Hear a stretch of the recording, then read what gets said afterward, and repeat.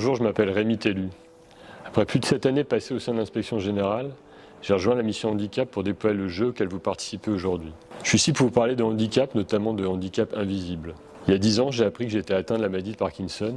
Ça a été un choc terrible, j'en ai parlé à personne, hormis à quelques proches. Quelques années plus tard, j'ai appris qu'un de mes anciens patrons dans le conseil avait lui aussi la maladie de Parkinson. Et j'ai réalisé que nous avions travaillé tous les deux ensemble pendant 2 ans en étant atteints de la maladie de Parkinson, sans le savoir et sans en parler. Alors pourquoi ne pas en parler? Parce qu'on sait que le handicap en entreprise n'est pas un booster de carrière, c'est du moins l'image qui ressort.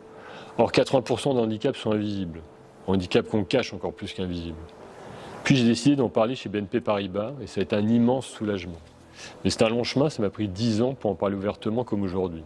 Cette situation était le point de départ d'une volonté d'agir, comment aider les personnes confrontées au handicap à y faire face et à mieux vivre avec leur entourage. Alors, en créant un environnement dans l'entreprise qui permettrait aux personnes confrontées au handicap, notamment invisibles, de se sentir en confiance, intégrées et ainsi améliorer leur bien-être et celui de leur équipe. Le handicap invisible n'est pas seulement invisible, il est aussi muet. Et moi, je vais lui donner la parole.